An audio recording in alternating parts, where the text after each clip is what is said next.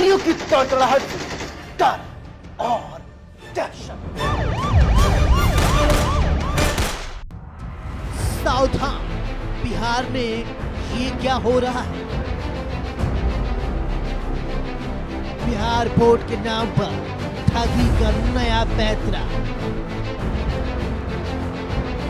छात्रा के भाई को कॉल कर क्या कहा? रिजल्ट से पहले कौन डरा रहा है? बच्चों के परिजनों से कौन मांग रहा है पैसे? आपको कैसे रहना है सतर्क? साइबर ठगों का नया फंडा।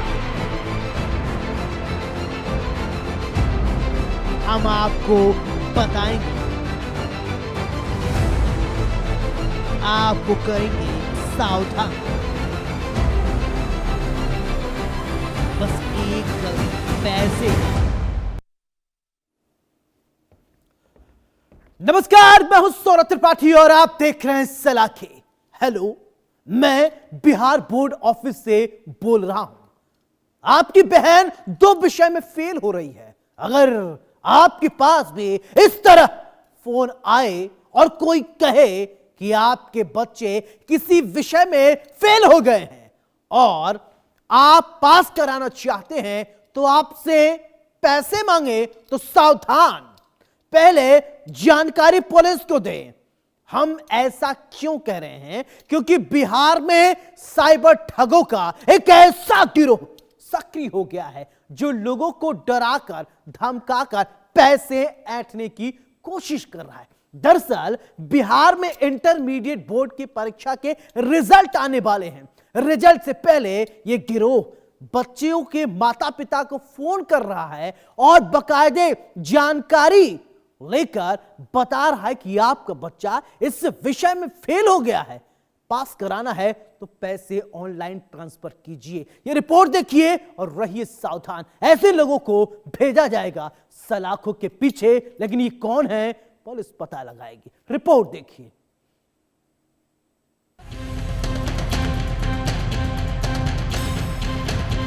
बिहार बोर्ड के नाम पर ठगी का नया पैंतरा। छात्रा के भाई को कॉल पर पैसों की डिमांड।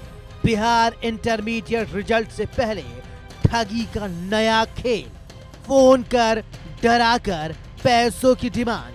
हेलो, मैं बोर्ड ऑफिस से बोल रहा हूं। आपकी बहन 2 विषयों में फेल हो रही है। ऐसे करते हैं वो फोन, आपको डराते हैं, पास कराने के लिए मांगते हैं पैसे। बिहार के रहने वाले हैं तो आप सावधान हो जाएं। अगर आप अपने बच्चों के रिजल्ट का इंतजार कर रहे हैं तो जरा ठहरिए, ये खबर आपके लिए है। सावधान हो जाएं। साइबर ठग आपको फोन कर सकते हैं, आपसे पैसों की डिमांड कर सकते हैं। ऐसा हम क्यों कह रहे हैं, हम आपको कुछ बताएं उससे पहले ये ऑडियो सुनिए। हेलो हेलो हेलो जी, क्या?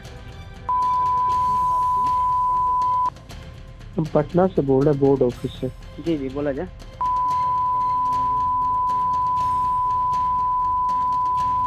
आप कौन बोल रहे हैं? भाई बोल रहे हैं। भाई बोल रहे हैं। वो इंटरमीडिएट का इस बार एग्जाम दिए हैं। जी जी जी। उनका हम पेपर चेक कर रहे हैं। 2 विषय में फेल कर गए हैं। क्या? 2 विषय में फेल कर रहे हैं।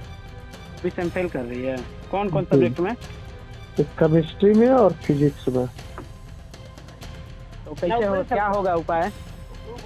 उपाय के लिए ही हम फोन किए हैं कि अगर आप चाहते हैं कि बच्ची फर्स्ट डिवीजन से पास कर जाए, जी जी। इसमें कुछ खर्चा लगेगा और फर्स्ट डिवीजन से पास कर जाएगी।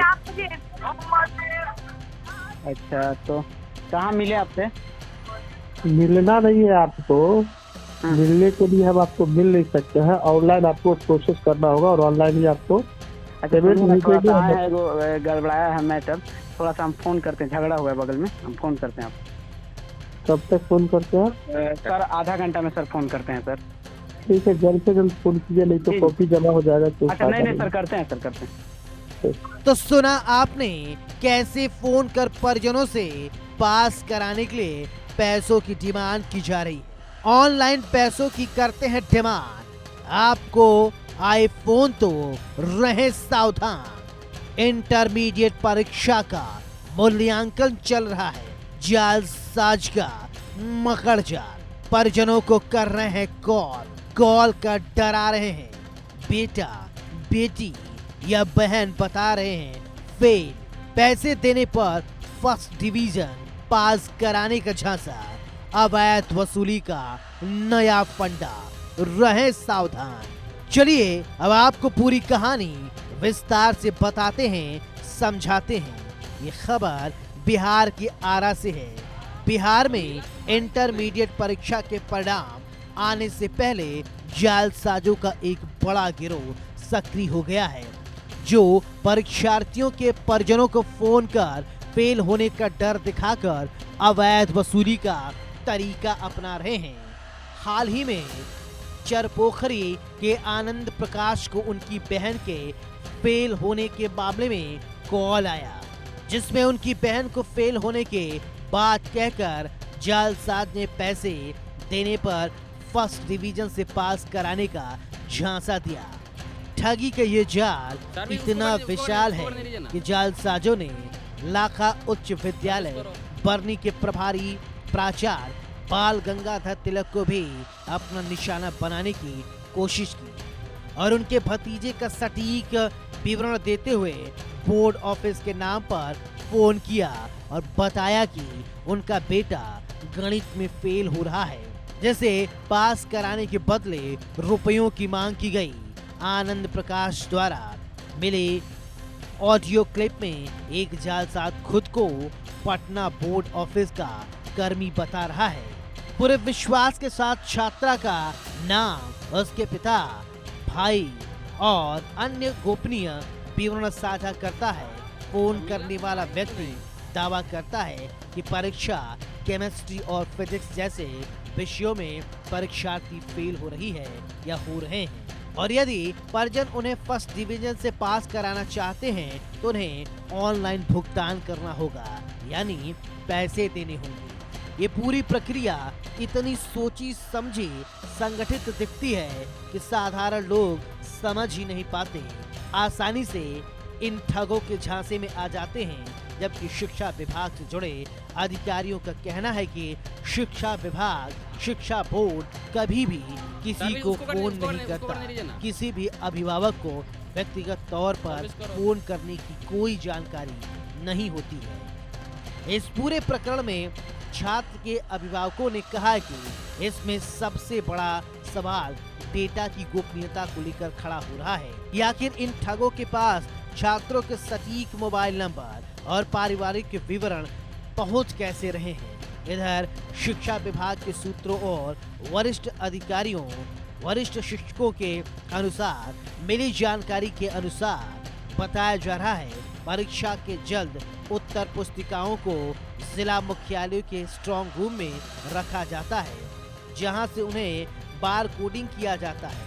बार कोडिंग और कंप्यूटर पर डेटा फीड करने से ये महत्वपूर्ण जिम्मेदारी अक्सर निजी एजेंसियां या बाहरी कर्मियों को दी जाती है। शक जाहिर की जा रही है कि इसी स्तर पर छात्रों का निजी डेटा लीक किया जा रहा है। ये गिरोह इसी डेटा का उपयोग कर अभिभावकों को भावनात्मक रूप से प्रभावित करता है और कॉपियां जमा होने की जल्द बताकर उनसे तुरंत पैसे ऐंठने की कोशिश करता है। ऐसे में परीक्षार्थियों और उनके परिजनों को सतर्क रहने की जरूरत है। अगर किसी भी अनजान नंबर से फोन आए, कॉल पर विश्वास न करें, तुरंत इसकी जानकारी साइबर सेल या पुलिस को दें। कल 11 तारीख को समय करीब 2 बजे एक हमें अनजान नंबर से मेरे नंबर पे कॉल आया। कॉल आने के बाद मेरी बहन का डिटेल बताया गया, जो कि चूँकि इस बार इंटरमीडिएट का फाइनल एग्ज़ाम दी हुई थी। उसका नाम, पिता का नाम, माता का नाम आदि बताकर हमसे पूछा गया कि आप उनके कौन बोल रहे हैं। तो हमारे द्वारा जानकारी दी गई मैं उसका भाई बोल रहा हूँ। तो उधर से जवाब में आया कि मैं बिहार बोर्ड से बोल रहा हूँ, ये आपकी बहन का कॉपी जाँच हो रहा है। वो फिजिक्स और केमिस्ट्री सब्जेक्ट में फ़ेल हो रही है, जिस कारण से उसका रिजल्ट जो है फ़ेल हो जाएगा। अगर पास करवाना है तो इसके एवज में आपको कुछ पैसे देने होंगे, मैं यहाँ से उसका रिजल्ट जो फर्स्ट डिवीज़न में बना दूंगा। हमने उससे जानकारी लिया कि आपसे मिलना चाहते हैं, तो वो बोला कि नहीं ऑनलाइन पेमेंट कीजिए। इसके बाद मैं उस चीज़ को फ्रॉड समझते हुए जो कॉल है डिस्कनेक्ट कर दिया, फिर आगे हमारी उससे बातचीत नहीं हुई। मेरा नाम आनंद प्रकाश चरपोखरी। इधर मामले को लेकर भोजपुर जिला शिक्षा अधिकारी मानवेंद्र कुमार राय ने डेटा लीक के मामले पर पल्ला झाड़ते हुए छात्रों की गोपनीय जानकारी जालसाजों तक कैसे पहुंची, इस पर वे कुछ नहीं कह सके। उन्होंने इसे साइबर अपराध और अनुसंधान का विषय बताते हुए अभिभावकों को सतर्क रहने की सलाह दी। ऐसे में सवाल उठता है, आखिरकार कैसे बिहार में साइबर ठग ऐसे सक्रिय हो गए, कैसे निजी जानकारी इन साइबर ठगों के पास पहुंची। इस तरीके से पल्ला झाड़ देना सिर्फ ठीक नहीं होगा, जवाब देना चाहिए। अगर आप पूरी खबर देख चुके हैं, दूसरों को भी इसके बारे में बताएं, लोगों को जागरूक करें, ताकि बिहार के अभिभावकों को बताया जा सके कि अगर उनके पास किसी अनजान नंबर से फोन आता है और बच्चों के फेल होने की बात कहकर पैसों की मांग करता है, तो कतई न दें, नहीं तो आप भी हो सकते हैं साइबर ठगी के शिकार। अब देखना होगा कि इन साइबर ठगों को कब पुलिस गिरफ्तार करके सलाखों के पीछे भेजती है। इंटर का परीक्षा परिणाम आने से पहले ही बिहार में एक गिरोह सक्रिय हो गया है, जो बच्चों के अभिभावकों को फ़ोन कर रहा है और कह रहा है कि हम आपका बच्चा फेल हो रहा है, उसको पास करा देंगे, और बच्चे के बारे में सटीक जानकारियां दे रहा है। इसमें ये गिरोह जो सामने आया है वो आया है भोजपुर से, जहां पर 2 अभिभावकों को फ़ोन किया गया है, और इसमें एक अभिभावक ऐसे हैं जो कॉलेज के प्रिंसिपल हैं, और अब वो लोग गुहार लगा रहे हैं कि आखिर हमारे बच्चों का जो डेटा है, हमारे बच्चों की जो जानकारी है, वो कैसे इन नक्कालों के पास, यानी ये इन लोगों के पास पहुंच रही है, और यही सवाल वो उठा रहे हैं। हालांकि जो अधिकारी हैं शिक्षा विभाग के, वो इस पूरे मामले से पल्ला झाड़ते दिख रहे हैं। वो ये कह रहे हैं कि ये साइबर जांच का मामला है और इसको साइबर टीम जांच करेगी, लेकिन उससे पहले इस तरह का मामला सामने आना, यानी कि मार्च के अंत में रिजल्ट निकलना है, और उससे पहले ही ये जो मामला सामने आया है उसको लेकर सवाल खड़े हो रहे हैं कि आखिर बच्चों की जो गोपनीय जानकारी है वो इन जालसाजों के पास कैसे पहुंच रही है।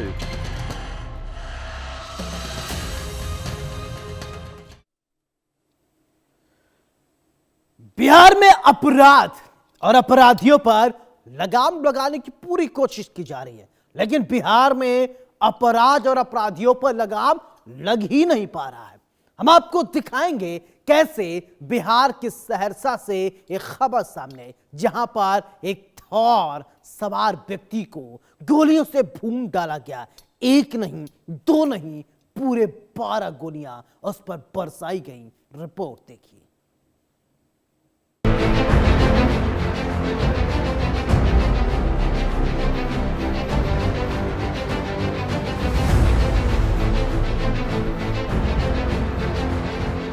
बेखौफ बदमाश, ताबड़तोड़ फायरिंग, 12 गोलियां मारकर युवक की हत्या। बिहार में बेखौफ हुए अपराधी, थार सवार युवक पर बरसाई गोलियां, मौके पर हुई मौत।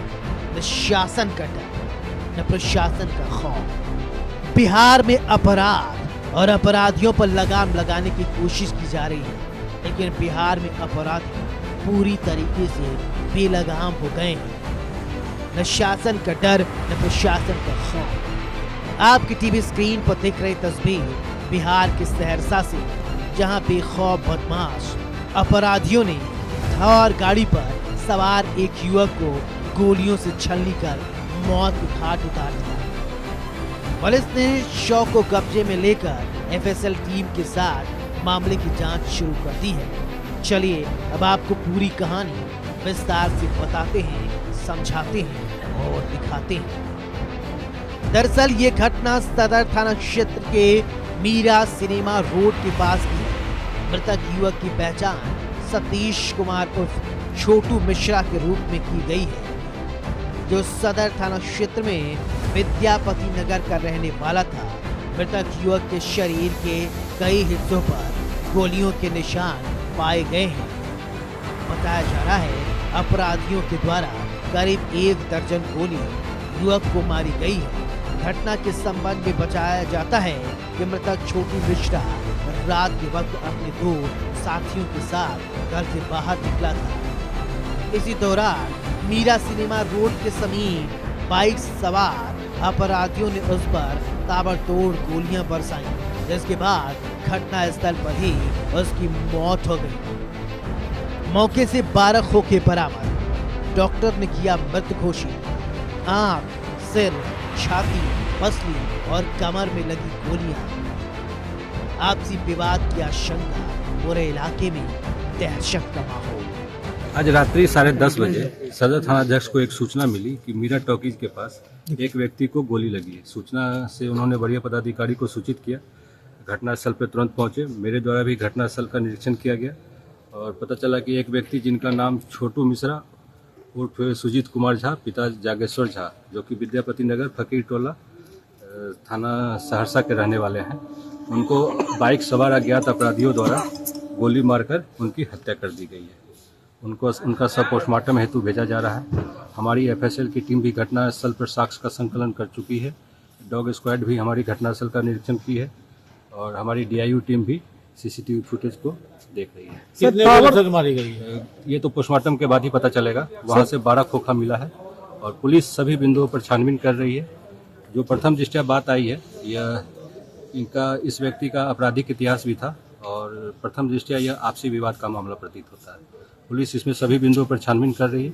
जल्द ही हम लोग घटना को उद्भेदन करेंगे। और किसी को गोली लगी भी है सर क्या? उस पर भी अभी हम लोग देख रहे हैं। अभी हम लोग प्रथम दृष्टया जो बात सामने आई है उसमें एक ही व्यक्ति को लगी है, लेकिन हम लोग अभी सब बिंदुओं पर छानबीन करेंगे। इधर घटना की सूचना मिलने के बाद मौके पर सदर एसडीपीओ आलोक कुमार पुलिस बलों के साथ मौके पर पहुंचे छानबीन में जुट गए। पुलिस ने मौके से 12 खोखा भी। इस संबंध में एसडीपीओ आलोक कुमार ने बताया कि मृतक युवक का नाम सतीश कुमार उर्फ छोटू मिश्रा है, जैसे अपराधियों द्वारा गोली मारी गई। प्रथम दृष्टया ये आपसी विवाद का मामला है। फिलहाल मौके पर डॉग स्क्वाड और एफएसएल की टीम को बुलाया गया, जो मामले की जांच कर रही है। सभी बिंदुओं पर बारीकी से तफ्तीश की जा रही है। फिलहाल शव को पोस्टमार्टम को भेजा गया है। जल्द ही अपराधियों की गिरफ्तारी कर घटना का खुलासा किया जाएगा।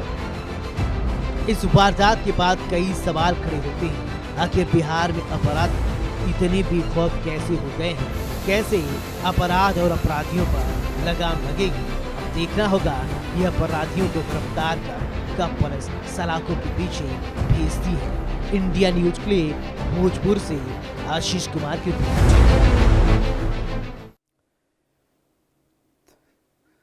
ताजनगरी आगरा के थाना कोतवाली अंतर्गत टीला मैदान इलाके में रोंगटे खड़े कर देने वाली वारदात सामने आई है, जहां मामूली कहासुनी में छोटे भाई ने अपने सगे भाई पर लाठी डंडों से वार करके उसे मौत के घाट उतार दिया। आखिरकार ऐसा क्या हुआ कि एक भाई अपने ही भाई की जान का दुश्मन बन बैठा? वजह है प्रॉपर्टी। रिपोर्ट देखिए। आगरा में रिश्तों का कत्ल, प्रॉपर्टी विवाद में रिश्तों का खून। भाई ने भाई को मौत के घाट उतारा, बड़े भाई की पीट पीट कर हत्या। ताजनगरी आगरा के थाना कोतवाली अंतर्गत टीला मैदान इलाके में शुक्रवार की देर रात रोंगटे खड़े कर देने वाली वारदात सामने आई है, जहां मामूली कहासुनी में छोटे भाई ने अपने सगे बड़े भाई पर डंडों और लात घूंसों से हमला कर उसे मौत के घाट उतार दिया। बताया जा रहा है कि छोटे भाई आकाश शर्मा का अपने बड़े भाई प्रॉपर्टी विवाद को लेकर अक्सर कहासुनी होती रहती थी। शुक्रवार की रात दोनों भाइयों के बीच पैसों को लेकर कहासुनी हुई। छोटे भाई ने मोबाइल का पासवर्ड न बताने पर गुस्से में आकर डंडा और लात घूंसों से बड़े भाई पर हमला कर दिया। बताया जा रहा है कि शुक्रवार को करीब 1 बजे आरोपी भाई आकाश किसी से फोन पर बात कर रहा था। इस दौरान उसने बड़े भाई गौरव का मोबाइल लेकर उसका पासवर्ड पूछा, गौरव के इनकार करने पर आरोपी इस कदर आग बबूला हुआ कि उसने पहले अपने दोनों मोबाइल तोड़ दिए और फिर घर की एलईडी समेत घर में रखे अन्य सामान को भी तहस नहस कर दिया। जब गौरव ने उसे रोकने की कोशिश की तो आकाश ने डंडे और लात घूंसे से उस पर हमला कर दिया। जब तक वह बेसुध हो गया, पड़ोसियों ने तत्काल गौरव को लेकर अस्पताल पहुंची, जहां डॉक्टरों ने गौरव को मृत घोषित कर दिया। गौरव की मौत के बाद मां पूनम का रो रो कर बुरा हाल है। कुछ नहीं, पैसे के चक्कर में हुआ। पैसे देते रहो तो सही है। पैसे के चक्कर में मतलब कोई भारी बात से तो वो वारदात हुई नहीं, तो इसके चक्कर में मतलब हिस्सा चिल्ला रहा था, गली में धमकियां दे रहा था कि मतलब यानी कि मैं मकान में जी ले लूंगा, वो ले लूंगा। पर वो ये ना कि सामने हमारे लड़के ने ताला इसलिए लगा दिया था कि कहीं और ज्यादा नुकसान नहीं हो जाए, और बस लगा के बस वो अपने जीजा से बात कर रहा था। उसने पासपोर्ट लगा दिया तो पासपोर्ट पूछा, उन्होंने 2-3 बार बता दिया था। अब तीसरी और जब चौथी बार बताने का हुआ तो सही उन्होंने हाथापाई करने। पुलिस के मुताबिक आरोपी आकाश शर्मा नशे, जुए, सट्टे की आदत में अक्सर मां से पैसे मांगा करता था और घर में बंटवारे का दबाव बनाता था। शुक्रवार रात को भी उसने मां से 2000 रुपए मांगे थे और पैसे न मिलने पर वह पहले से ही गुस्से में था। गौरव से कहासुनी के बाद आग बबूला होकर हत्या की वारदात को अंजाम दिया गया। आज दिनांक 14 मार्च 2026 को रात्रि में पुलिस को, कोतवाली पुलिस को सूचना मिलती है 18/245 माइथान, जो माइथान कोतवाली के अंतर्गत जगह है, यहाँ से कि आपस में एक परिवार में मारपीट हो रही है, झगड़ा हुआ है। और सूचना पे पुलिस टीम जाती है, कोतवाली पुलिस टीम पहुंचती है, वहाँ देखती है कि गौरव शर्मा को मारपीट करके इसको काफ़ी बुरी तरह इंजर्ड कर दिया गया है। और पूछताछ में ये पता चलता है कि आकाश शर्मा, जो इसका छोटा भाई है, जिसकी उम्र लगभग 24 वर्ष है, इसके द्वारा एक कृत्य कारित किया गया है। तत्काल पुलिस टीम द्वारा प्राथमिक चिकित्सा हेतु इसको एसएन मेडिकल कॉलेज ले जाया जाता है। वहाँ उपचार के दौरान इसकी मृत्यु हो जाती है। इसके परिप्रेक्ष्य में मुकदमा अपराध संख्या 20/2026 रजिस्टर करके विधिक जो भी कार्रवाइयाँ हैं की जा रही हैं। फिलहाल पुलिस आरोपी को हिरासत में लेकर एफआईआर दर्ज कर कानूनी कार्रवाई शुरू कर दी है। आगरा की इस घटना ने पूरे इलाके को हिलाकर रख दिया है। दो भाइयों के बीच मामूली विवाद ने एक परिवार की खुशियों को हमेशा के लिए छीन लिया। ताज नगरी आगरा में रिश्तों को तार तार कर देने वाली घटना सामने आई, जहां एक भाई ने अपने सगे भाई को पीट पीट कर मौत के घाट उतार दिया। यह पूरी घटना थाना कोतवाली क्षेत्र के माइथान की है, जहां आकाश ने अपने बड़े भाई गौरव को पीट पीट कर मौत के घाट उतार दिया। वजह केवल प्रॉपर्टी का विवाद, और पहले से कुछ विवाद चला रहा है। दरअसल ये घटना कल रात की है, जब दोनों के बीच विवाद हुआ तो आकाश ने अपने बड़े भाई को इतना पीटा कि बहुत बड़ी हालत में उसको हॉस्पिटल ले जाया गया। उसके बाद वहां डॉक्टर ने उसको मृत घोषित कर दिया है। अब पुलिस इस पूरे मामले को लेकर कार्रवाई में जुटी हुई है। Sanjay Singh, India news, Agra. सलाखे में मेरे साथ फिलहाल इतना ही। चलते चलते दोस्तों एक गुजारिश, सावधान रहें, सुरक्षित रहें, अपने परिवार का बहुत ख्याल रखें।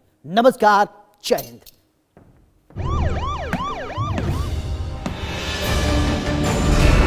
हर गुनहगार को होगा पर्दा।